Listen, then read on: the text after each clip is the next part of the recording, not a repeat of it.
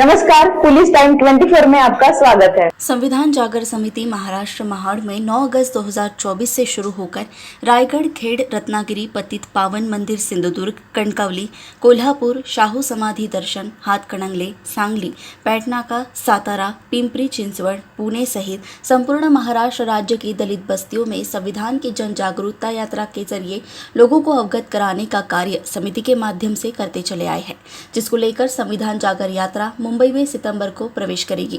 ऐसी जानकारी संविधान जागर समिति के अध्यक्ष नितिन मोरे तथा यशवंत गंगावणे ने आयोजित पत्रकार परिषद में जानकारी देते हुए कही।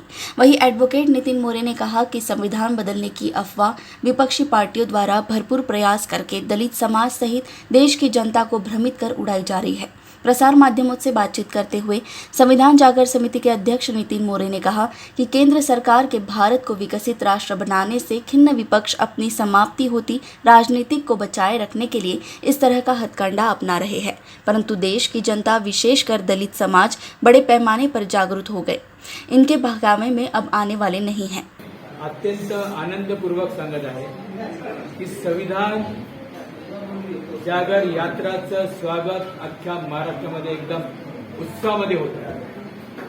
लोक फार खुश आहेत, लोक आनंदित आहेत। लोक एवढे खुश आहेत की 75 वर्षात देश एकसंघ राहिला।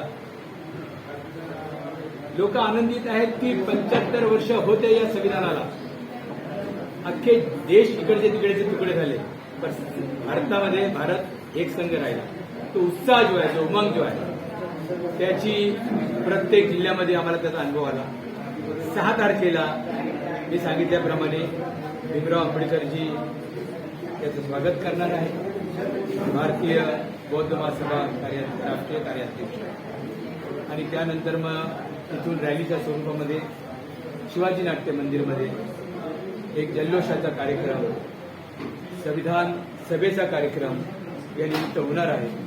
आणि 2 केंद्रीय मंत्री भूपेंद्र यादवजी आणि केंद्रीय मंत्री आमचे किरण रिजिजूजी असे ते येणार आहेत।